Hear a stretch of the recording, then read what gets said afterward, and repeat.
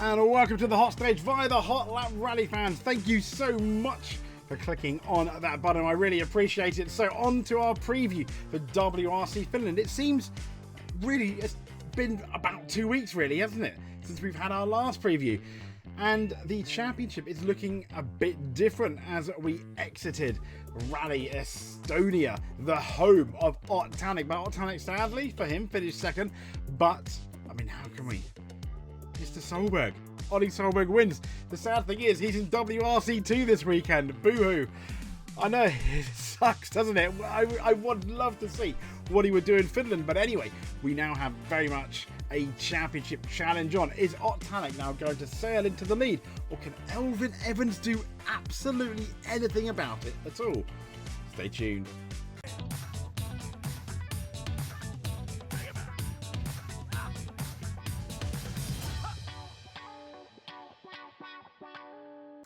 It is Rally Week Sector Rally Finland 2025 from the 31st of July to the 3rd of August. We'll get into it thanks to AG Rally. They are one of the best Facebook things and we use them all the time and we're going to use them again. So the round 9, we're well into the second half of the season now. Rally Finland. We're getting near the business end of the season. The championship is very, very close. And, well, shakedown from the 31st of the 7th. Yes, shakedown on the Thursday and SS1 as well. And then on the Friday, we have the rally starts proper from SS2 to SS10. On the Saturday, SS11 to SS18. And then on the Sunday, SS19 and SS20. Yeah. Yeah, well, you know my feelings about the Sundays. At rallies, it's just it's a bit boohoo, isn't it? I mean, these are your local times here. 7 o'clock in the morning in Finland. Vendredi, it's very French, isn't it? So shakedown 16:05 in Finland. I'm not sure what that is in the UK. At 7 o'clock again on Saturday and 9:35 for SS19 as well. Super Sundays SS19 to SS20. So leg 1 is 117.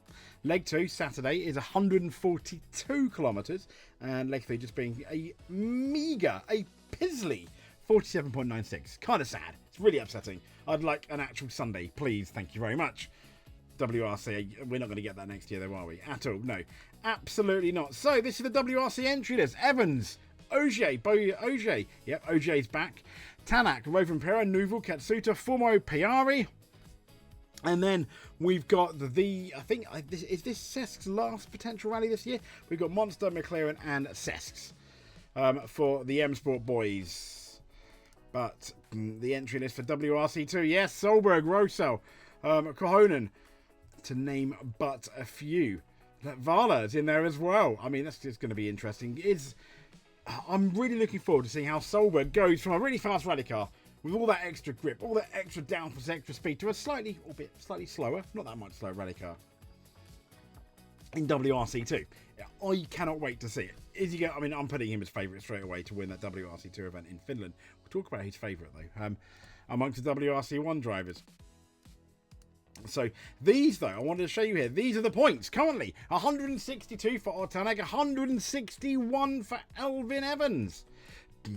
But in theory, I think OJ could potentially lead if those two have a disastrous weekend and he wins.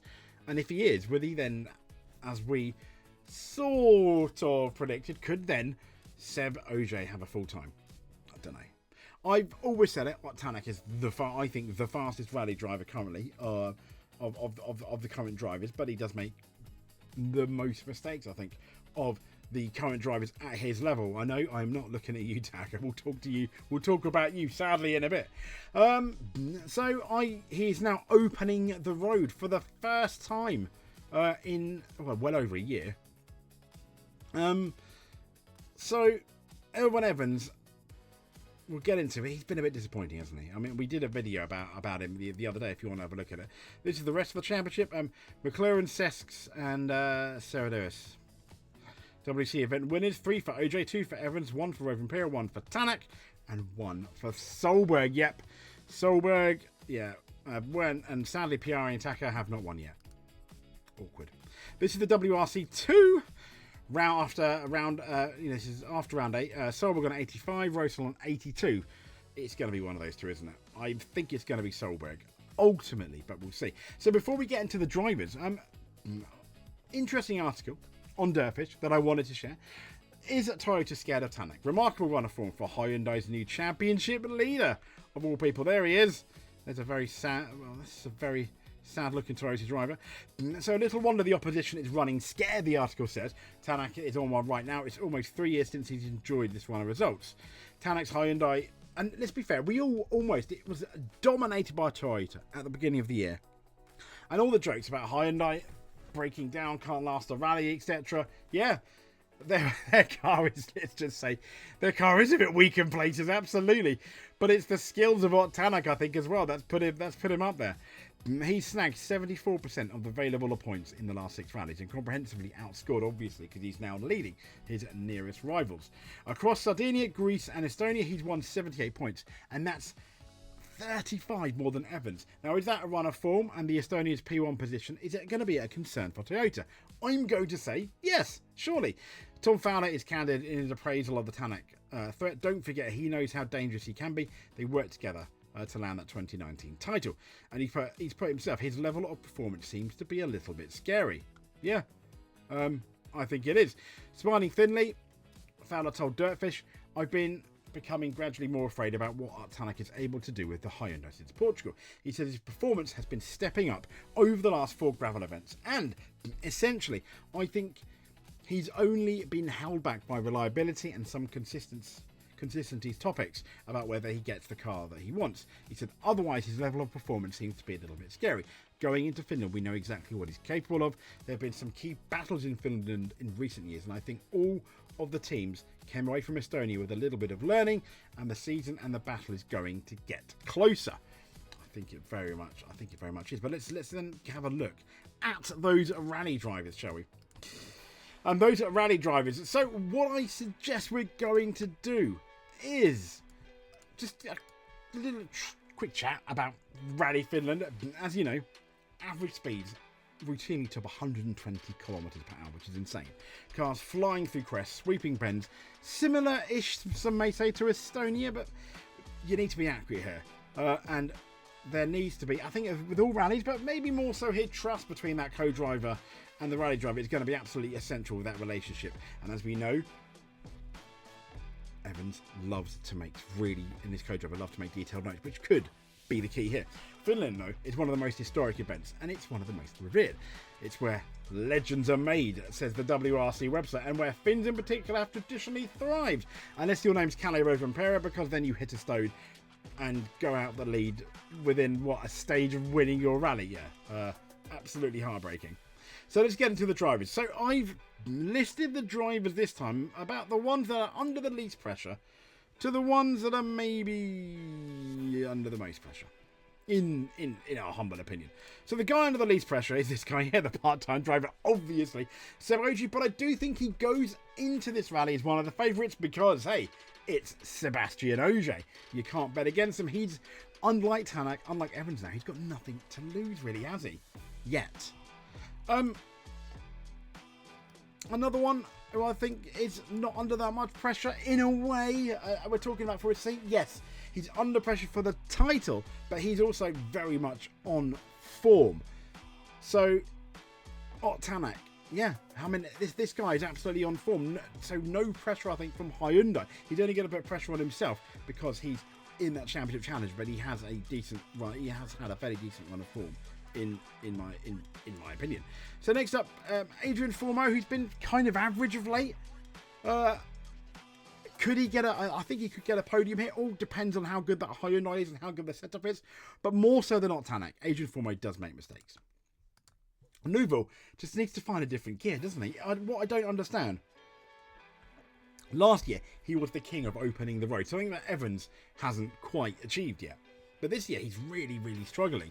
I don't think he's under any pressure for his seat, but yeah. This guy, under pressure for his seat after what his teammate, Mr. Solberg, did. I'd say a definite yes.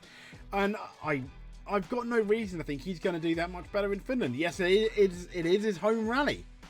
A podium would be lovely. A win would be even better. So Sammy, he needs to. He said himself he feels like he's been holding back a bit. You can't hold back anymore, mate. You've seen Solberg win. You're gonna have to put your pedal to the metal, surely. Another guy, somewhat disappointed really this year compared to last year.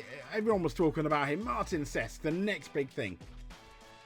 And well, he's sort of arrived, not with a bang, but kind of like a pew pew. And hopefully, though, at Finland, yeah, he beat the M Sport boys last time out. He needs to absolutely minimum do that again to have a chance at potentially an M Sport drive next year. Next up, Rovan Pera, who cannot, for the life of me, just can't get to grips with those tyres.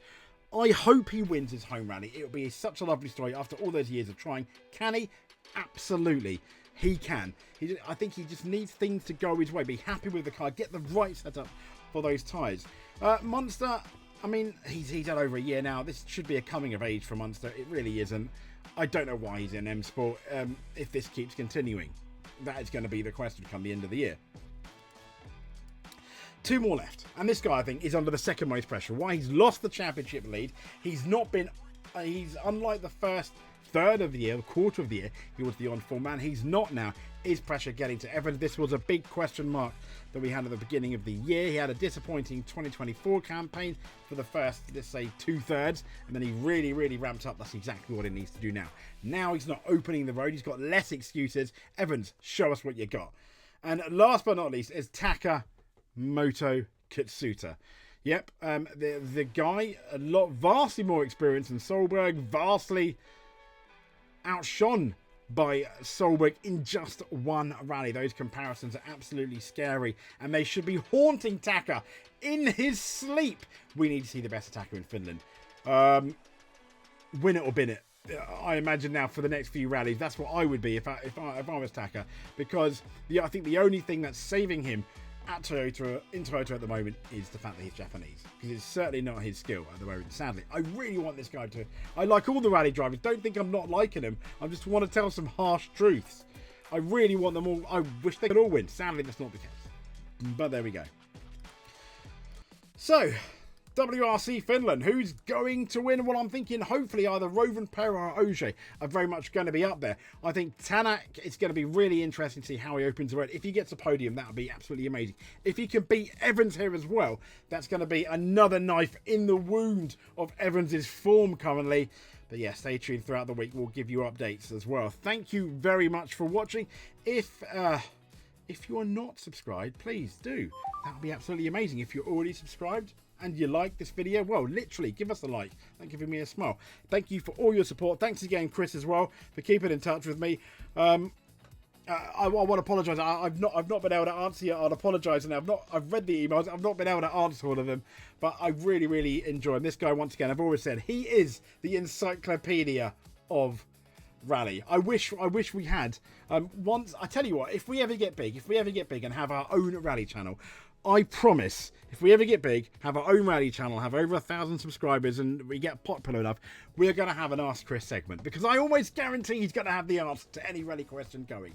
I would like that. And maybe in 2026 or 2027, when we get the new rally rules, we'll have an Ask Chris segment, because this guy is the encyclopedia of rally. I WhatsApp him during the rally, and it's absolutely amazing. Even though he slags my current car off. I'm not going to tell you what my current car is. You know though, Chris. Speak to you soon. Thank you very much.